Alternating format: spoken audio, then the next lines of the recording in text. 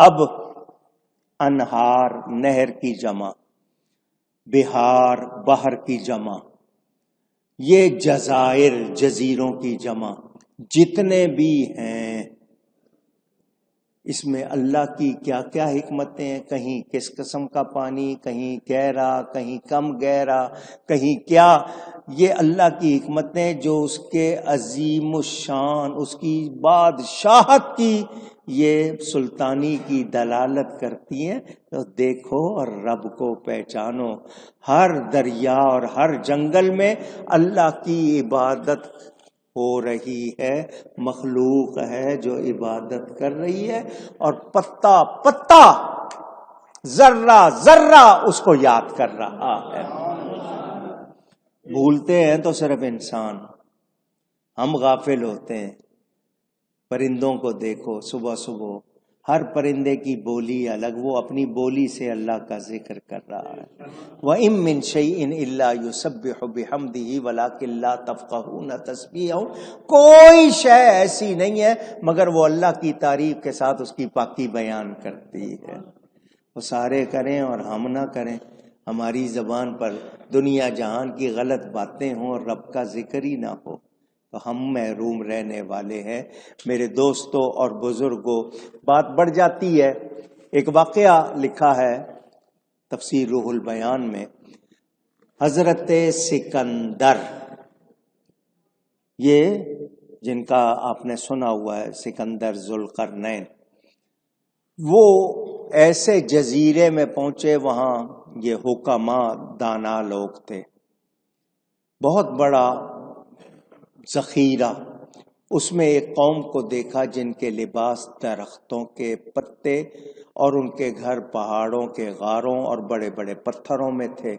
حضرت سکندر نے ان سے مسائل حکمت، دانائی کی باتوں کے بارے میں سوال کیے تو انہوں نے ان کے بہترین جوابات دیے وہاں کے لوگوں نے، اور نہایت صاف ستھری، جس کو فصیح و بلیغ، فصیح کہتے ہیں جو بالکل صاف و بلیغ، جو اثر کرے پہنچے، وہ گفتگو کی. اس لیے کہ وہ اسم حکیم کے مظاہر، اللہ کے نام حکیم کے مظاہر. حضرت سکندر نے فرمایا کوئی ضروریات درپیش ہوں تو انہیں پورا کرو. انہوں نے فرمایا ہم آپ سے دنیاوی زندگی کا دوام چاہتے ہیں. حضرت سکندر یعنی ہمیشہ رہوں میں، کبھی ختم نہ ہو. انہوں نے کہا یہ تو میرے بس میں نہیں ہے، اس لیے کہ میں تو صرف ایک سانس کو بھی اپنے قابو میں لا سکتا نہیں. جسے اس قدر بھی قدرت نہ ہو اسے دائمی زندگی دینے کی طاقت کہاں؟ میں تمہیں ہمیشہ کی زندگی تو نہیں دے سکتا. پھر ان کے امیر نے کہا ہمیں صحت بدنی دے دیجئے کہ ہمارا جسم تندرست رہے، جب تک ہم زندہ رہیں تندرست رہیں اور بعافیت زندگی بسر کریں. حضرت سکندر نے فرمایا یہ بھی میرے بس میں نہیں. پھر انہوں نے فرمایا ہماری بتائیے کہ ہماری بقایا زندگی کتنی ہے. حضرت سکندر نے فرمایا جب میں اپنی زندگی کے متعلق نہیں جانتا تو تمہارے لیے کیا کہہ سکتا ہوں.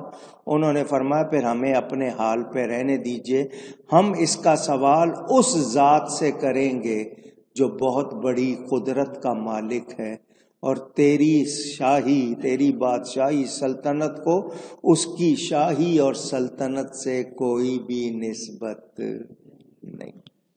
اللہ تعالی تمہیں اگر قدرت نہیں ہے تو ہم اس سے کہیں گے جو قدرت والا ہے.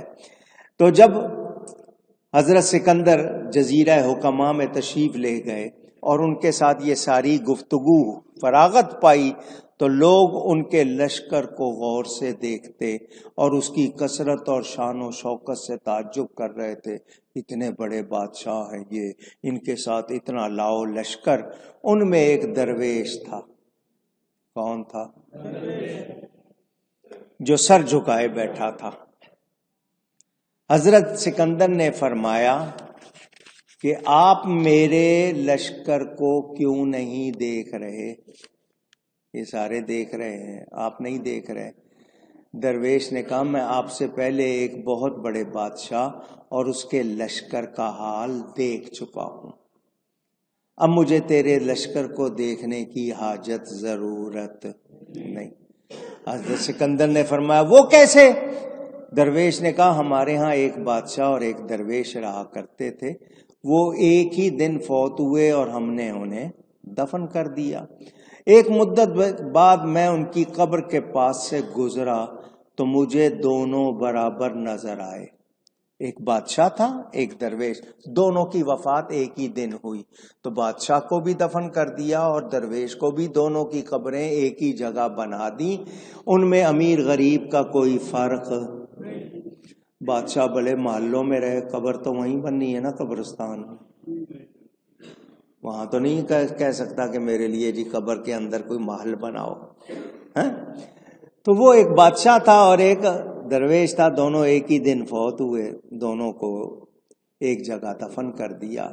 وہ کہتے ہیں میں ایک مدت کے بعد ان کی قبروں کے پاس سے گزرا تو مجھے دونوں برابر نظر آئے، امیر غریب کا کوئی فرق۔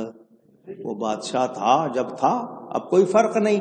تو حضرت سکندر نے کہا واقعی انسان کو موت یاد رہے تو وہ کبھی اکڑ نہ دکھائے، کبھی اپنے آپ پر غرور نہ کرے۔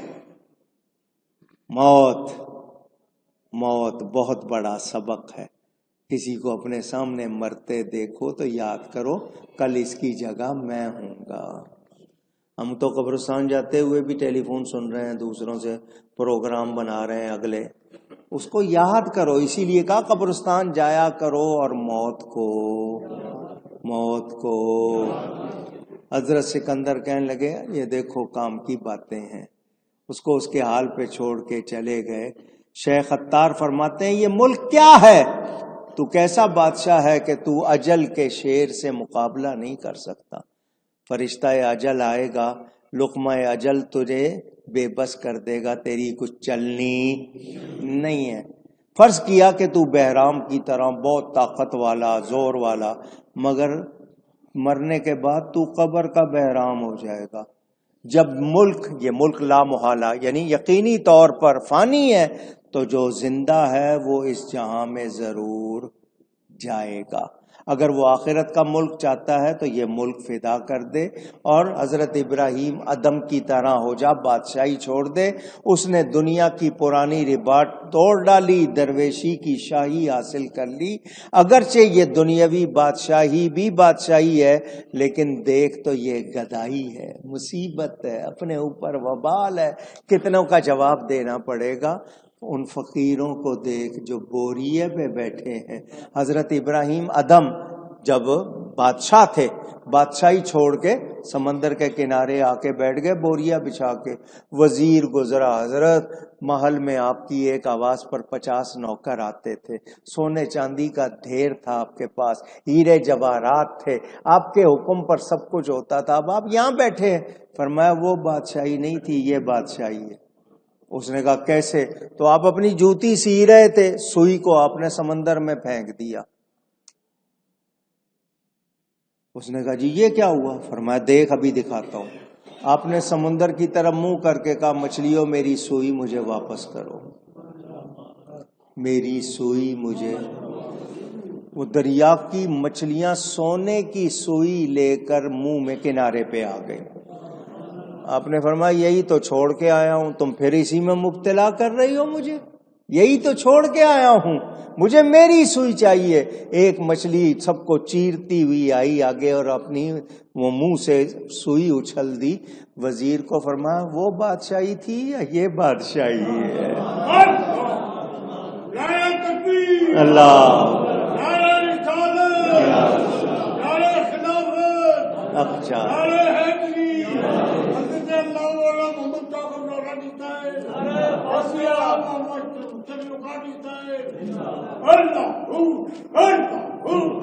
اللہ والے اللہ کی عطا سے شان والے ہوتے۔ کیا ہوتے ہیں؟ کیا ہوتے ہیں؟ نہ پوچھ ان خرقہ پوشوں کی، ارادت ہو تو دیکھ ان کو، یدے بیدا لیے بیٹھے ہیں اپنی آستینوں۔